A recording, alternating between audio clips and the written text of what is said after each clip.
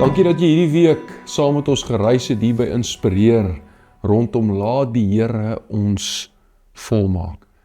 En ons sluit hierdie week af met hierdie klein woordjie wat ons almal ken, maar wat ek glo vir elkeen van ons 'n ander betekenis het. En dis gebed. Ek onthou in COVID moes ek een van my goeie vriende begrawe. En ek het 'n geloofskrisis begin ontwikkel oor gebed. Want ons het die Here se aangesig gesoek om hom te genees. Ons het die Here vasgegryp in geloof en te sê, Here, asseblief, genees hierdie vriend.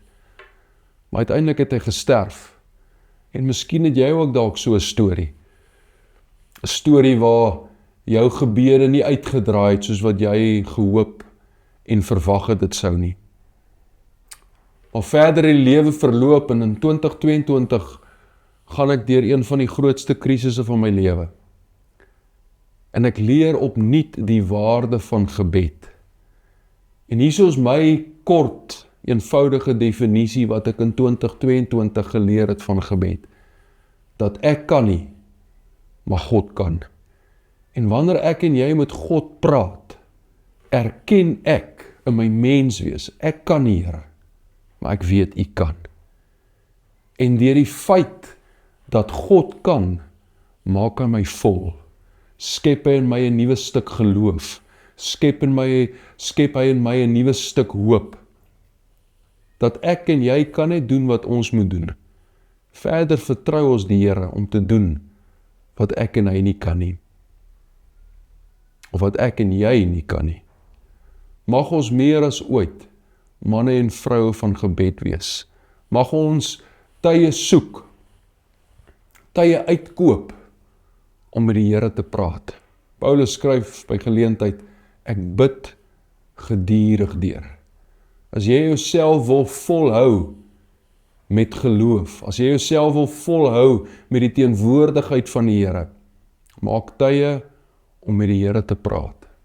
Maak tye om jou hart voor hom uit te stort. Matteus 6 lees ons waar Jesus ons aanbeveel, gaan in jou binnekamer, maak jou deur toe. Daar's daai tye wat jy God vasgryp. Daar's Matteus 26, Jesus in Getsemane, waar jy 'n saak moet deurbid.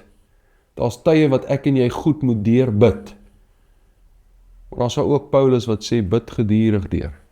Konstante gesprek tussen my en die Here. En mag ons manne en vroue wees, wat meer as ooit met die Here praat. Ons hart met ons deel, want die woord leer ons nog voordat daar 'n woord op ons lippe is, weet God daarvan. God ken my en jou deur en deur. Elke hoekie en draaikie. Mag ons manne en vroue van gebed wees. Ek kan nie, maar God kan. Vandag, terwyl jy na hierdie video kyk, glo ek, daar's mense wat nodig het om dit vandag te hoor. Ek kan nie, maar God kan. Ek wil saam met jou die Here vertrou vir daai wonderwerk waarop jy hoop. Mag die Here voorsien ver bokant wat jy kan bid of dink. Vandag staan ek hier as 'n getuienis voor jou dat God antwoord gebed. Werk jy altyd uit sodat ek en jy gedink het, gehoop het dit sou uitwerk nie? Maar vandag kan ek onomwonde vir jou sê, God antwoord gebed. Mag ons lewens vol wees van gebed.